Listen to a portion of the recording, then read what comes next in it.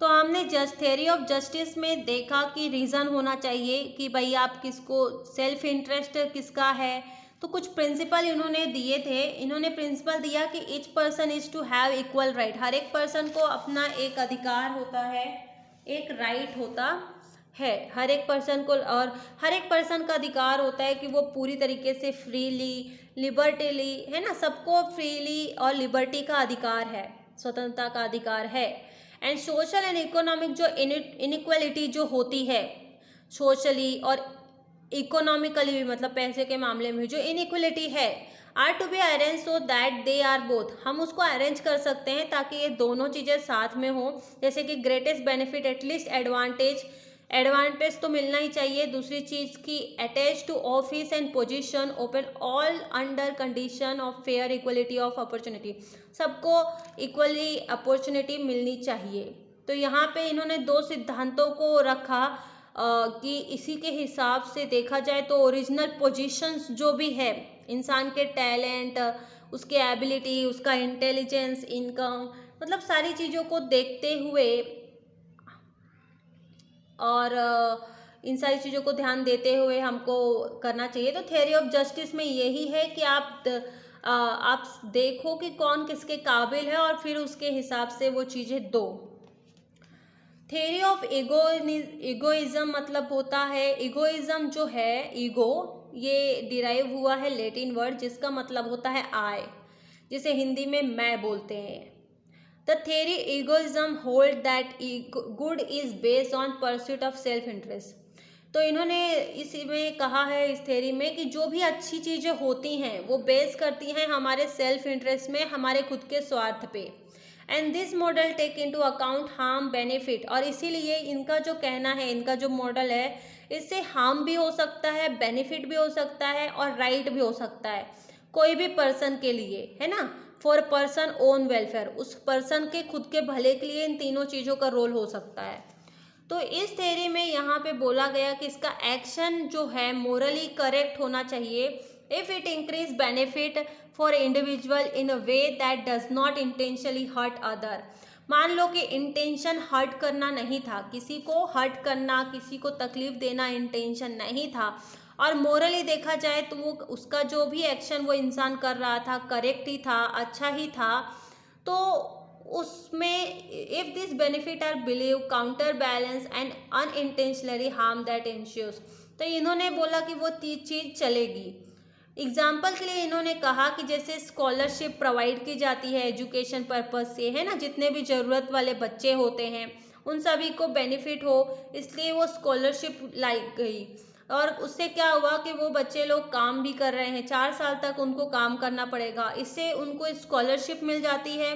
और साथ ही साथ जो कंपनी का अल्टीमेट इंटरेस्ट है, सेल्फ इंटरेस्ट है कि हमारा काम भी हो जाएगा, तो ये भी पूरा हो गया। तो इससे वेलफेयर भी हो गया और साथ ही साथ जो पर्सनल इंटेंशन था, सेल्फ इंटरेस्ट था बेनिफिट का, वो भी इनको मिल गया। Theory of relativism, theory of relativism कहते हैं कि ये जो थ्योरी है ये प्रमोट करती है idea that some element are expect experience culture are to relative to, मतलब कि अपने एक्सपीरियंस से या फिर हमको उस चीज़ का हम पार्ट हैं, कल्चर है, मतलब इन सारी चीज़ों से हमको रिलेटिव चीज़ें जो मिल रही हैं, जैसे कि डिपेंड ऑन अदर एलिमेंट और expect, it hold that there are no absolute truth in ethic, what is morally right and wrong varies from person to person और from society to society। इसमें कहा गया कि क्या सही है क्या गलत है, कोई भी चीज़ एब्सोल्यूट तो है ही नहीं, है ना, हकीकत में है या नहीं ये भी हमको पता नहीं है, सोसाइटी के लिए क्या सही है क्या गलत है। The term relatives often refer truth relativism which is doctrine that there is no absolute truth. यहाँ पे बोला गया कि कोई भी एकदम से सच पूरा नहीं होता है, that truth always relative to some particular frame of reference, जो ट्रूथ होता है वो एक पर्टिकुलर फ्रेम होता है कि भाई इस चीज़ से ये चीज़ ना हो, सच है सोसाइटी और कल्चर के लिए। जैसे example, killing a certain animal for consumption could be right in culture और रॉन्ग इन अदर। इन्होंने थ्योरी ऑफ रिलेटिविज्म में इन्होंने कहा कि मान लो इस कल्चर के लिए ये चीज़ सही है तो वही चीज़ दूसरे कल्चर के लिए रॉन्ग भी हो सकती है, इसीलिए हम सही गलत एथिक में बोल नहीं सकते हैं।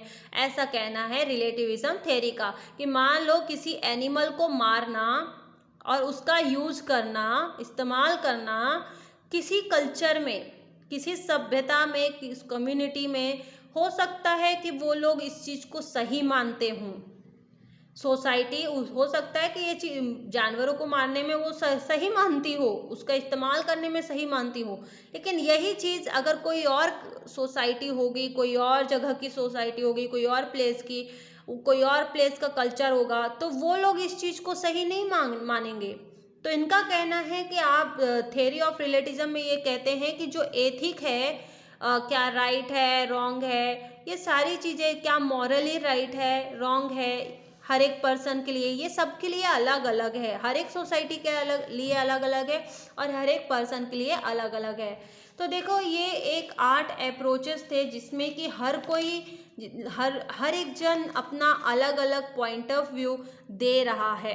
तो various approach of business ethic, मतलब एथिक को लेके भी हर एक कोई अलग अलग अप्रोच दे रहा है। कहीं पे बिजनेस से रिलेटेड कोई सोचता है कि हमारे बिजनेस का सेल्फ इंटरेस्ट हो जाए, बाकियों को हम थोड़ा मोड़ा बेनिफिट दे देते हैं चलो। तो कोई किसी की थ्योरी रहती है कि नहीं, इंसानियत को लेके चलो, अपनी इंसानियत को नहीं बेचना है, मानवता को नहीं बेचना है कि भाई अपना फायदा बन रहा है तो चलो दूसरों का लॉस होता रहेगा, चलेगा, अपने को ऐसा नहीं करना है। कोई कहता है कि हमारा जो पर्पस है उस पर फोकस करना है और उसी के हिसाब से मैनेजमेंट करना है। तो कोई कह रहा है कि जो हमारा ऐसा काम करना है जिससे कि सबको बेनिफिट हो जाए। तो इस तरीके से अलग अलग थेरीज यहाँ पे आई हुई हैं। आई होप कि आपको समझ में आया होगा और thank you so much for watching this video. Next video में हम डिस्कस करेंगे फ्राइड्समैन इकोनॉमिक थ्योरी।